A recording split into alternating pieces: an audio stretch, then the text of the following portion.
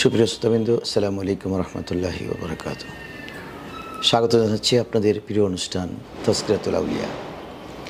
এই অনুষ্ঠানে আমরা প্রতি মাসে যে কজন আল্লাহর ওলি ইন্তেকাল করেন, বিশেষ করে বিখ্যাত বিশ্বময় যাদের অবদান ছড়িয়ে ছিটিয়ে আছে, আমরা তাদের জীবনের উপরে সংক্ষিপ্ত আলোকপাত করি। কারণ অনেকে অলি বিদ্বেষী, বুজুর্গানদেরকে হাইলাইটস করা এটা পছন্দ করে না। কিন্তু আসলে আমাদের তো এই দিন ইসলাম, রসুল পাক ইসলাম আর এই আজিমুসান নিয়ামতগুলো বিশ্বময় যে ছড়িয়ে ছিটিয়ে আজকে আমাদের পর্যন্ত এসে পৌঁছেছে, আমরা প্রতিদিন এগুলোর সুফল ভোগ করছি। এগুলো কিন্তু কোনো না কোনো জায়গায় আল্লাহর অলিরা নিয়ে এসেছেন। সাহাবা ইকরামের পরে তাবিন, তবে তাবিন ইমাম মুজতাহিদিন, বিশেষ করে ইনাদের সাহচর্যপ্রাপ্ত অলিরা নিয়ে এসেছেন। এজন্য আমরা চিন্তা করেছি সিসিটিভি বিডি কর্তৃক আমরা তাজকিরাতুল আউলিয়া নামক এই সুন্দর অনুষ্ঠানটি আমরা চালু করেছি। আশা করি আপনাদের ভালো লাগবে, আপনারা আমাদের সঙ্গে থাকবেন। আজকে আমাদের প্রতিপাদ্য বিষয় হচ্ছে হজরতে ইমাম গাজ্জালী রহমতুল্লাহ আলাইহি। আসলে মুসলমান বলতেই ইমাম গাজ্জালীকে চিনে না এমন লোক পৃথিবীতে খুঁজে পাওয়া দুষ্কর। কারণ ইমাম গাজ্জালী রহমতুল্লাহ আলাইহিকে সারা বিশ্বময় ওই নামেই চিনে। ইনার মূল নামটি হচ্ছে ইমাম আবু হামেদ গাজ্জালী রহমতুল্লাহ আলাইহি। ওনাকে গাজ্জালী হিসেবে চিনে, কিন্তু ইনার মা নাম রেখেছিলেন আবু হামেদ। ওনাকে হামেদ গাজ্জালী বলে বিশ্বময় চেনে। একটি নাম যে ইসলামী দর্শনের কথা যদি আলোচনায় আসে, সারা পৃথিবীতে একজনের নাম চলে আসবে, তিনি হচ্ছেন ইমাম গাজ্জালী রহমতুল্লাহ আলাইহি। ইমাম গাজ্জালী রহমতুল্লাহ এত বেশি আলোচিত হলেন কেন? ইনি ছিলেন প্রকৃত আহলে সুন্নাহ ওয়াল জামাতের অনুসারী এবং সুন্নি আকিদার উপরে, এতেকাদের উপরে ইনার মজবুত লিখনি দিয়ে কিতাব রচনা করেছেন। বিশেষ করে ইমাম গাজ্জালী রহমতুল্লাহ এনার অসংখ্য লিখনিতে উনি যে দুটো বিষয়কে হাইলাইটস করেছেন, সেটা হলো অনেকে বোঝাবার চেষ্টা করেছেন শরীয়তের সাথে মারিফতের কোনো সম্পর্ক নেই। শরীয়ত আলাদা জিনিস, মারিফত আলাদা জিনিস। যেন আমাদের বিশ্বময় আমরা দেখতে পাই, আমাদের দেশেও দেখতে পাই যে কিছু লোক নামাজ কালমা পড়ে না, কিন্তু খুব মারিফতের কথা বলে। আমরা যখন তাকে বলি যে আপনি নামাজ পড়বেন না, বলবেন আমরা তো মারিফতি মানুষ, আমাদের নামাজ নাই, তোমরা শরীয়তের উপর থাকো। শরীয়ত এবং মারিফতকে আলাদা করবার জন্য চেষ্টা করে, কিন্তু ইমাম গাজ্জালী রহমতুল্লাহ বলেছেন এভাবে আলাদা করে দেখবার কোনো সুযোগ নাই। শরীয়ত মানবার পরে একজন মানুষ শরীয়তের পুঙ্খানুপুঙ্খ রূপে অনুসরণ করবার পরেই ওনার ইলমে মারফত হাসিল হবে এবং এলমে লেদুনি ওনার ভিতরে জাগ্রত হবে।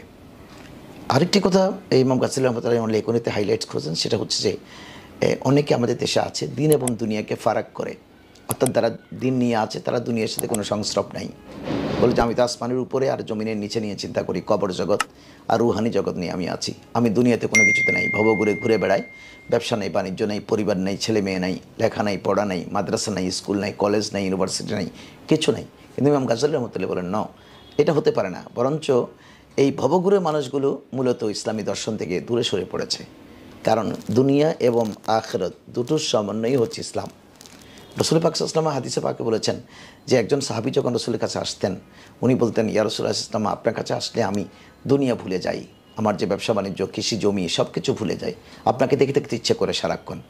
আবার যখন বাড়িতে যাই তখন আপনার কথা কিছুটা ভুলে যাই, আমি আবার দুনিয়াতে নিমগ্ন হই। রসুল বললেন এটাই হচ্ছে তোমার সঠিক পথ, তুমি আমি পর্যন্ত পৌঁছালে দিন নিয়ে চিন্তা করবা, অর্থাৎ আমার কাছ থেকে দিন শিখবা, আবার বাড়িতে গিয়ে দিনের চর্চাও থাকবে, পাশাপাশি তোমার জীবিকা নির্বাহ করার জন্য ছেলে মেয়ে, পরিবার পরিজন, দুনিয়া নিয়ে তুমি ব্যস্ত হবা। এই দুটোর মধ্যে সমন্বয় করার নাম হচ্ছে ইসলাম। ইমাম গাজ্জালী রহমতুল্লাহ সেটা কিন্তু এনার জীবনে হাইলাইটস করেছেন। আরেকটি বিষয় হচ্ছে যে ইমাম গাজ্জালী রহমতুল্লাহ এই বাতিলপন্থীর বিরুদ্ধে, যেমন আমরা দেখুন আমরা অনেক সময় যারা ইসলামের দুশমন তাদের বিরুদ্ধে কথা বললে অনেকে বলে যে আমাদেরকে ফেতনাবাজ, যে আপনি ফেতনা সৃষ্টি করছেন, কথা না বললে কী হয়, অমুকের বিরুদ্ধে না বললে, তমুকের বিরুদ্ধে না বললে, বেদাতের বিরুদ্ধে না বললে, শিরকের বিরুদ্ধে না বললে, বাতিলের বিরুদ্ধে না বললে অসুবিধা কী হয়। ইমাম গাজ্জালী রহমতুল্লাহ সবচেয়ে ক্ষুরুদার লিখনি পরিচালনা করেছেন সমস্ত বাতিল ফেরকার বিরুদ্ধে। উনি সুস্পষ্টবাদী ছিলেন। ইসলামের গায়ে সুন্দর ইসলামের সেই আদর্শের উপরে যারাই আঁচড় লাগাবার চেষ্টা করেছেন, ইমাম গাজ্জালী রহমতুল্লাহ তাদেরকে এক চুল পরিমাণ ছাড় দেয়নি। ইভেন কি তাদের সকলের বিরুদ্ধে তিনি কথা বলে বিশ্বময় জানান দিয়েছে যে ইসলামের মূল ধারার উপর আমাকে থাকতে হবে এবং সেটার পরিচয় করিয়ে দেওয়ার জন্য আমাকে কথা বলতে হবে। এজন্য সুন্নি উলামা ইকরাম আমরা যারা আছি, আমরা যে আকিদার উপরে কথা বলি, অনেকে সেটা একেবারে সুন্দর দেখে না, মনে করে যে আমরা ফেতনাবাজ করছি। ফেতনা তো তাহলে করলে ইমাম গাজ্জালীকে আপনি নাউজুবিল্লাহি মিন জালিক ফেতনাবাজ বলবেন? নো, ইনি বললেন আমি যদি দেখিয়ে না দেই তাহলে বাতিল ফেরকার খপ্পরে পড়ে মানুষ ইমান হারা হবে।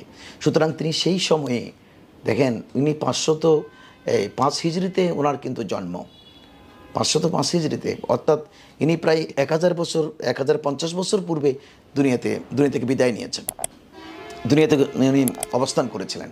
কিন্তু সেই অবস্থায় ইনি কিন্তু 1000 বছর পূর্বেও কাউকে এক চুল পরিমাণ ছাড় দেয়নি, সমস্ত বাতিলের বিরুদ্ধে তিনি কথা বলেছেন।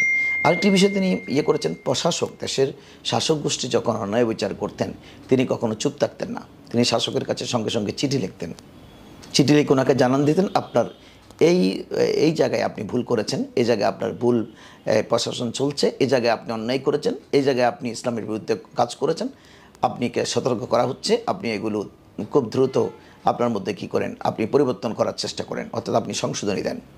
কোনো অবস্থাতেই কোনো শাসক গোষ্ঠীকে তিনি ভয় পেতেন না। এখন তো আমরা লিয়াজও করে কথা বলি যে অমুক কী মনে করবে, তমুক কী মনে করবে, আমার শাসক গোষ্ঠী আমার খেপে গেলে রাষ্ট্রীয় সুযোগ সুবিধা থেকে আমি বঞ্চিত হব। কিন্তু ইমাম গাজ্জালী রহমতুল্লাহ কখনও সেটা তিনি করেননি।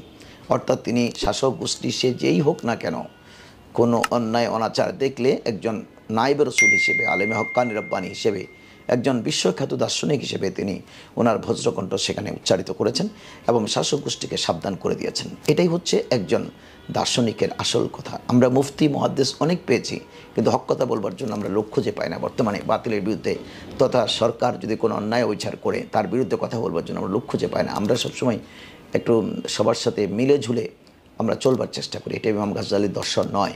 এই জন্য ইমাম গাজ্জালী রহমতুল্লাহ আলাইহি সবচেয়ে বেশি আলোচিত ব্যক্তিত্ব এবং ইনি অসংখ্য গ্রন্থ রচনা করেছেন। তন্মধ্যে ইনার সবচেয়ে আলোচিত গ্রন্থ হচ্ছে ইহয়া উলুমুদ্দিন। এটা বিশ্বময় খুব সমাদৃত। এই বইটি বিশ্বের অনেক ভাষায় অনুবাদ হয়েছে এবং এটাকে ফিকহে হানফির অদ্বিতীয় গ্রন্থ বললে অত্যুক্তি হবে না। অর্থাৎ এটাকে ইমাম গাজ্জালী রহমতুল্লাহ পুরো দর্শনটাকে ইনি ইহয়া উলুমুদ্দিনের মধ্যে নিয়ে এসেছেন। ইনার অনবদ্য অন্যান্য কিতাবের মধ্যে আছে যে কিমিয়ায়ে সাআদাত, বিশেষ করে ইনি মকাশিফাতুল কুলুব, এগুলো ওনার বিশ্বখ্যাত কিতাব। এই কিতাবগুলো এখন বাংলাতে হয়েছে। আমি দর্শকদেরকে বলবো যে আপনারা বাংলা ভাষায় ইমাম গাজ্জালী রহমতুল্লাহ বইগুলো কিনে পড়তে পারেন। ইসলামী দর্শন, ইসলামী শরীয়ত, ইসলামী তরিকত, ইসলামী মারিফত তথা অন্যায়ের বিরুদ্ধে কথা বলবার যে চেতনা, সেটা কিন্তু আপনি ইমাম গাজ্জালী থেকে পাবেন। সুতরাং ইমাম গাজ্জালী এই মাসে তিনি ইন্তেকাল করেছিলেন। বিশেষ করে এই মাসে এই জামাদিউস সানি শরীফের 14 তারিখে তিনি দুনিয়া থেকে পর্দা করেছিলেন। তাই ওনার স্মরণে আমাদের এই আয়োজন। আশা করি ইনাকে আপনারা স্মরণে রাখবেন এবং ইনার লিখিত বইগুলো পড়বেন, ইনার আদর্শকে অনুকরণ করবেন। ইনি কখনও কোনো রাষ্ট্রপক্ষ, কোনো বাতিল পক্ষ যত শক্তিশালী হোক না কেন, অন্যায়ের বিরুদ্ধে কথা বলতে তিনি কিন্তু দ্বিধাবোধ করেননি। ইনার ইহয়া উলুমুদ্দিন পড়লে আপনি বুঝতে পারবেন যে বাতিলের বিরুদ্ধে, অনাচারের বিরুদ্ধে, শিরকের বিরুদ্ধে, বেদাতের বিরুদ্ধে ইনি কেমন সোচ্চার ছিলেন।